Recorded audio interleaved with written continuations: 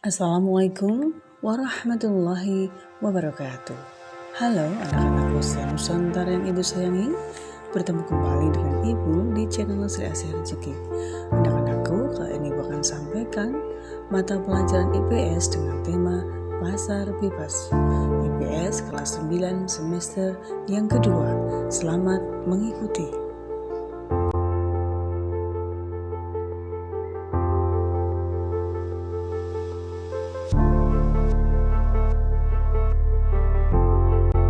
Ya, anak-anak semua, sebelum kita lanjut, ada baiknya kalian subscribe terlebih dahulu, bunyikan loncengnya, dan tekan tombol like. Bagi yang sudah subscribe, cukup dengan tekan tombol like.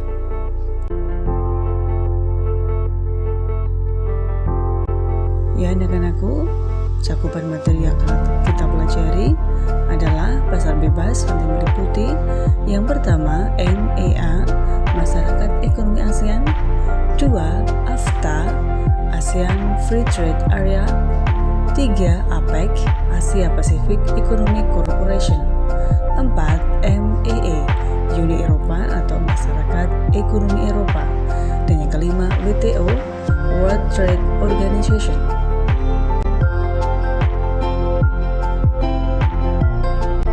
Masih di channel Sri Asih Rezeki Anakku, menurut Adam Smith yang sering dijuluki sebagai Bapak Ekonomi mengatakan bahwa pasar bebas adalah sudah memberikan kebebasan pada masyarakat luas untuk bisa membuat dan melakukan kegiatan jual beli barang sesuka hati mereka.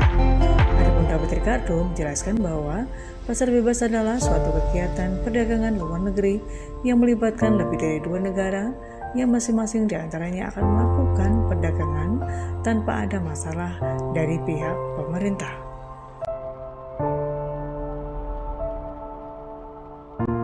Ya, baiklah, kita mulai mempelajari. Materi kita adalah pasar bebas. Pasar bebas dikenal juga dengan perdagangan bebas atau free trade. Free trade adalah kebijakan di mana pemerintah tidak melakukan diskriminasi terhadap impor atau ekspor. Perdagangan bebas dapat dicontohkan dengan organisasi MEA, AFTA, APEC, MEA, dan WTO. Perhatikan gambar di samping.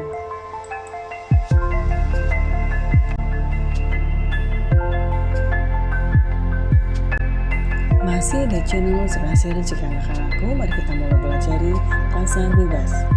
Kebijakan perdagangan bebas umumnya mempromosikan hal-hal sebagai berikut. 1. Perdagangan barang tanpa pajak termasuk tarif atau hambatan perdagangan lainnya.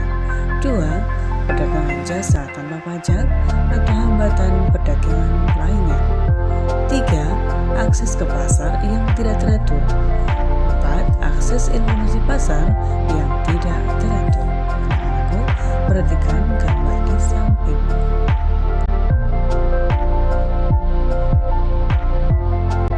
Baiklah, kita mulai pelajari. Pasar bebas yang pertama adalah MEA atau Masyarakat Ekonomi ASEAN.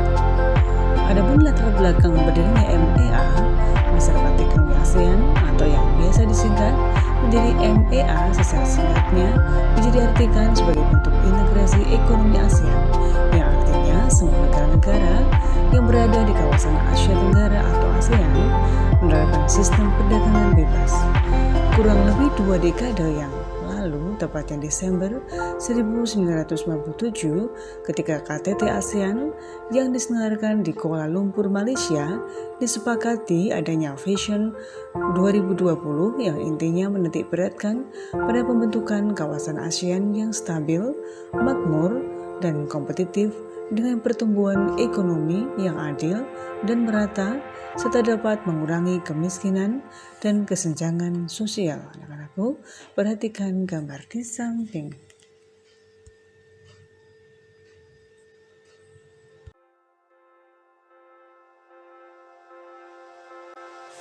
Masih dalam MEA. Latar belakang berdirinya MEA. Pada bulan Oktober 2003, ketika KTT ASEAN di Bali, Indonesia menyatakan bahwa masyarakat ekonomi ASEAN menjadi tujuan dari integrasi ekonomi regional di kawasan Asia Tenggara yang diberlakukan pada tahun 2020. Namun demikian, nyatanya kita mengetahui bahwa tahun 2015 merupakan awal tahun diberlakukannya MEA. Hal tersebut sesuai dengan Deklarasi Jebu yang merupakan salah satu hasil dari KTT ASEAN yang ke-12 pada Januari 2007. Pada KTT tersebut, para pemimpin ASEAN bersepakat untuk mengubah ASEAN menjadi daerah dengan perdagangan bebas, baik barang maupun jasa, investasi, tenaga kerja profesional, dan aliran modal atau dana.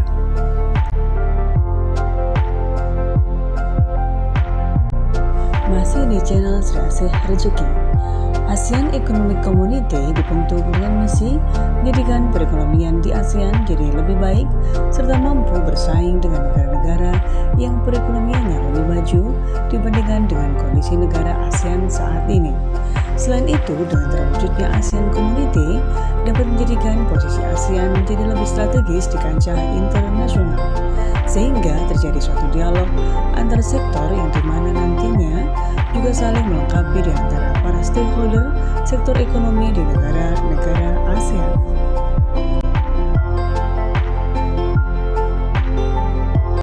Memasuki tujuan masyarakat ekonomi ASEAN atau MEA.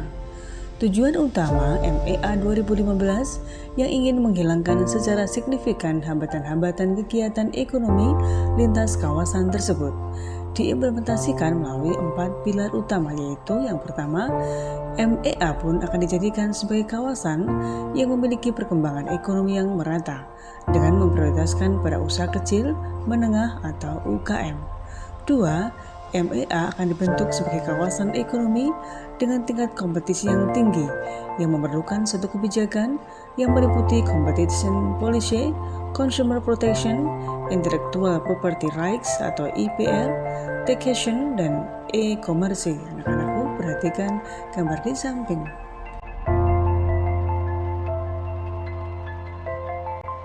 Adapun tujuan MEA yang ketiga adalah MEA sebagai pasar tunggal dan basis produksi internasional atau Single Market and International Production Base dengan elemen aliran bebas barang, jasa, investasi, tenaga kerja terdidik, dan aliran modal yang lebih bebas. 4. MEA akan diintegrasikan secara penuh terhadap perekonomian global. Aku perhatikan gambar di samping.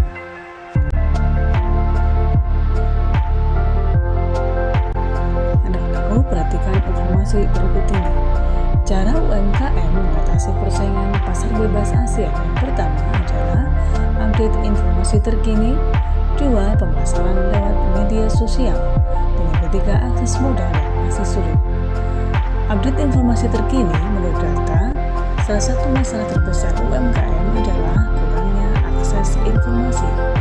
Masalah ini tidak lagi menjadi rintangan yang berarti berkat kemajuan teknologi. Internet yang semakin mudah diakses dengan keberadaan gawai-gawai canggih hadir dengan harga terjangkau bisa memudahkan orang-orang untuk mengakses informasi tanpa mempedulikan faktor geografis dan ekonomi. 2. Tentang pemasaran media sosial. Kini jumlah pengakses media sosial semakin besar. Menurut Hootsuite, jumlah pengakses media sosial di Indonesia pada Januari 2019 berjumlah 150 juta orang. Jumlah ini naik 20% dari survei sebelumnya. Data tersebut berpengaruh terhadap kemunculan sejumlah e-commerce, toko online, dan bisnis yang berbasis dunia maya. Dan yang ketiga, akses modal yang masih sulit. Deloitte mencatat bahwa akses modal yang sulit menjadi salah satu masalah yang kerap dihadapi UMKM untuk berkembang. Sejatinya hal ini dapat diatasi lewat modal dari bank. Sayangnya, hal itu tidak mudah untuk didapatkan karena banyak UMKM yang tidak memiliki data keuangan yang rapi akibat sistem pencatatan yang kurang baik.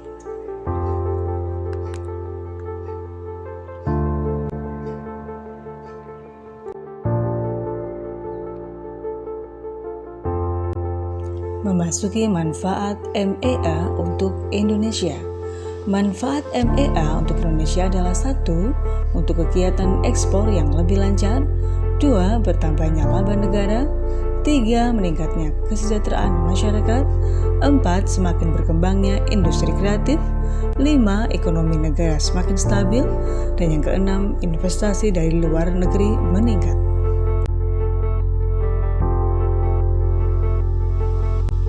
Memasuki peran MEA bagi negara. Peran MEA bagi negara adalah 1. Menumbuhkan daya saing pasar yang sehat. 2.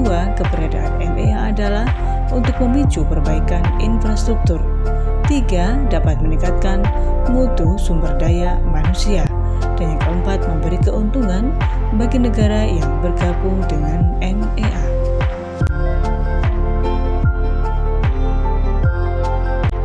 Ya, anak-anakku, mari kita mempelajari materi yang kedua, yaitu AFTA, ASEAN Free Trade Area. Latar belakang ASEAN Free Trade Area merupakan wujud dari kesepakatan dari negara-negara ASEAN untuk membentuk suatu kawasan bebas perdagangan dalam rangka meningkatkan daya saing ekonomi kawasan regional ASEAN dengan menjadikan ASEAN sebagai basis produksi dunia serta menciptakan pasar regional bagi 500 juta penduduknya. Anak-anakku, perhatikan gambar di samping.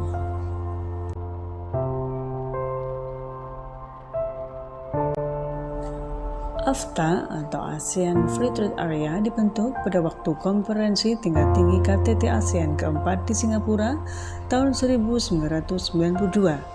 Awalnya, AFTA ditargetkan ASEAN Free Trade Area merupakan wujud dari kesepakatan dari negara-negara ASEAN untuk membentuk suatu kawasan bebas perdagangan dalam rangka meningkatkan daya saing ekonomi kawasan regional ASEAN dengan menjadikan ASEAN sebagai basis produksi dunia akan dicapai dalam waktu 15 tahun, yaitu tahun 1993 sampai 2008. Kemudian dipercepat menjadi tahun 2003 dan terakhir dipercepat lagi menjadi tahun 2002.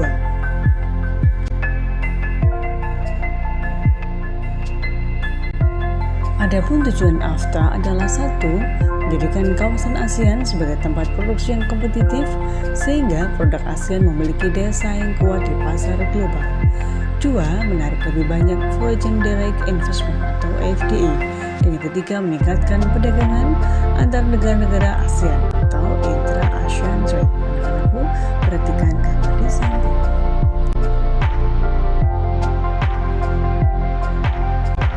Memasuki materi yang ketiga adalah APEC, Asia Pacific Economic Cooperation. Adapun latar belakang berdirinya APEC adalah perubahan di Uni Soviet dan Eropa Timur merupakan salah satu latar belakang berdirinya APEC.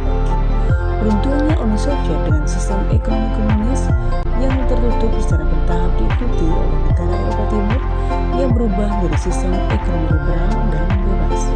Kemudian muncullah kesadaran bahwa pada dasarnya setiap negara saling membutuhkan. Pada saat itu sedang berlangsung perundingan di Uruguay yang latar belakangnya terbentuknya WTO. Karena kekhawatiran gagalnya perundingan tersebut, kemudian terbentuklah APEC.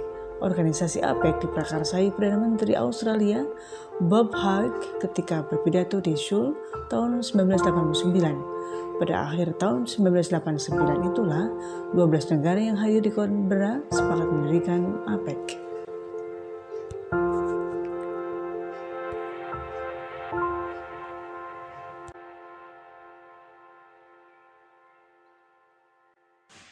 Memasuki tujuan Asia Pacific Economic Cooperation atau APEC. Adapun tujuan APEC adalah 1. Untuk meningkatkan kesejahteraan dan pertumbuhan ekonomi di kawasan Asia Pasifik dan meningkatkan kerjasama ekonomi melalui peningkatan volume perdagangan dan investasi. 2. Memperjuangkan kepentingan ekonomi di kawasan Asia Pasifik. 3. Tempat usaha negara maju untuk membantu negara berkembang. 4. Meningkatkan perdagangan dan investasi antar anggota. 5. Menjalankan kebijakan ekonomi secara sehat dengan tingkat inflasi rendah. Dan yang terakhir, mengurangi dan mengatasi sengketa ekonomi perdagangan. Anakku, perhatikan gambar di samping.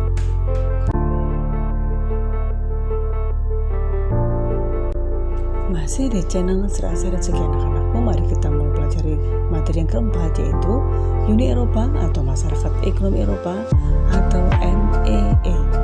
Latar belakang berdirinya MEE adalah sejak berakhirnya Perang Dunia Kedua, Eropa mengalami kemiskinan dan perpecahan. Usaha untuk mempersatukan Eropa sudah dilakukan, namun keberhasilannya bergantung pada dua negara besar, yaitu negara Prancis dan negara Jerman Barat. Pada tahun 1950, Menteri Luar Negeri Prancis, Maurice Koopman, berkeinginan menyatukan produksi baja dan batu bara Prancis dan Jerman dalam wadah kerjasama yang terbuka untuk negara-negara Eropa lainnya, sekaligus mengurangi kemungkinan terjadinya perang kembali. Akan aku perhatikan gambar di samping.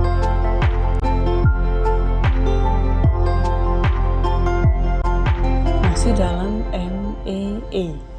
Keinginan itu terwujud dengan ditandatanganinya perjanjian pendirian pasar bersama batu bara dan baja Eropa atau European Coal and Steel Community oleh 6 negara, yaitu meliputi Prancis, Jerman Barat, Belanda, Belgia, Luxembourg, dan Italia. Keenam negara tersebut selanjutnya disebut The Six States.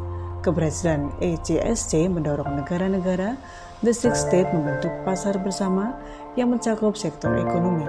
Hasil pertemuan di Messina pada tahun 1 Juni 1955 menunjuk Paul Henry Spaak atau Menlo Belgia sebagai ketua komite yang harus menyusun laporan tentang kemungkinan kerjasama ke semua bidang ekonomi. Anak-anakku, perhatikan gambar di samping.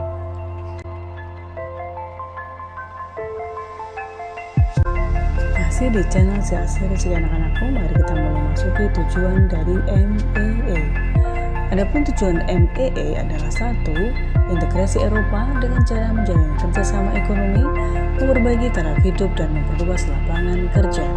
2. Memajukan perdagangan dan menjamin adanya persaingan bebas serta keseimbangan perdagangan antar negara anggota. 3. Menghapuskan semua rintangan yang menghambat lajunya perdagangan internasional. Dan yang keempat, meluaskan hubungan dengan negara-negara selain anggota MEE.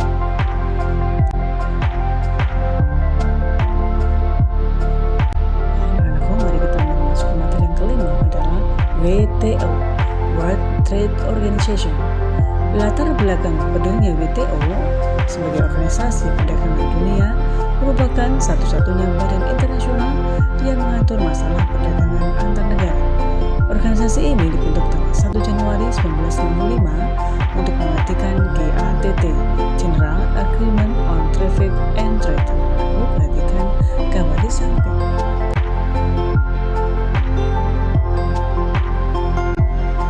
Dalam WTO. WTO terbentuk setelah diberlakukannya perundingan putaran Uruguay atau Uruguay Round 1986 sampai 1994. Putaran tersebut mencakup semua bidang perdagangan. Para peserta setuju suatu pajak pemotongan atas biaya masuk terhadap produk-produk tropis dan negara berkembang, menyelesaikan sengketa, dan menyepakati agar para anggota memberikan laporan reguler mengenai kebijakan perdagangan. Pada akhirnya, persetujuan dalam perundingan di Uruguay meliputi barang, jasa, kepemilikan intelektual, dan penyelesaian sengketa. Anggota dari WTO saat ini lebih dari 150 negara, dengan 117 negara diantaranya adalah negara berkembang.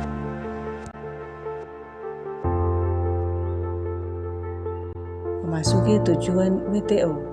Adapun tujuan WTO adalah 1. Meningkatkan kesejahteraan negara-negara anggota melalui perdagangan bebas. 2. Membantu produsen barang dan jasa serta eksportir dan importir dalam kegiatan perdagangan. 3. Mendorong lebih terbukanya perdagangan dunia. 4. Menciptakan rangkaian aturan dan prinsip guna mengatur perdagangan internasional. Yang kelima, menyusun kewajiban anggotanya untuk menjamin berjalannya sistem internasional non-diskriminasi. 6. Menyediakan forum untuk membicarakan isu-isu perdagangan internasional. Dan yang ketujuh adalah menyediakan mekanisme penyelesaian perdagangan internasional.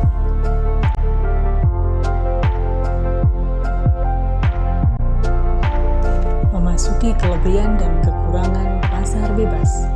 Adapun kekurangan pasar bebas adalah 1. Terjadinya eksploitasi masyarakat yang ekonominya lemah oleh pihak-pihak yang ekonominya kuat. 2. Hal tersebut dapat menimbulkan monopoli yang dapat merugikan masyarakat. 3. Munculnya disparitas ekonomi antara ekonomi kuat dan ekonomi lemah. Dan yang keempat, munculnya ketidakstabilan ekonomi. Adapun kelebihan pasar bebas adalah 1. Setiap orang bebas memiliki kekayaan dan sumber daya produksi. 2. Kreativitas dan inisiatif komunitas bisa dikembangkan. 3. Adanya persaingan antar produsen yang mengakibatkan terciptanya berbagai jenis produk yang berkualitas. Dan yang keempat, efisiensi dan efektivitas tinggi karena tindakan selalu didasarkan pada prinsip ekonomi.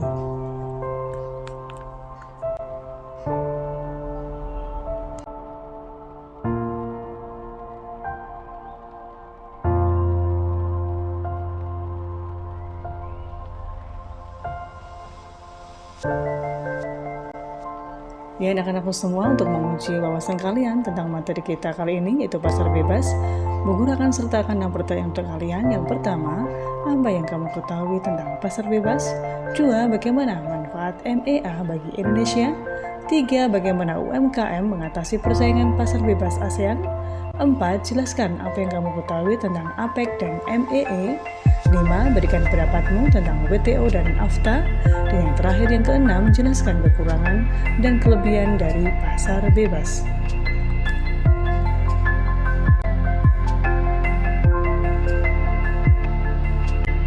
Ya, demikian anak-anakku semua yang bisa Ibu sampaikan. Semoga apa yang Ibu sampaikan menambah wawasan kalian tentang materi pasar bebas. Anak-anakku, terima kasih. Tetap semangat belajar, tetap jaga kesehatan. Wassalamualaikum warahmatullahi wabarakatuh.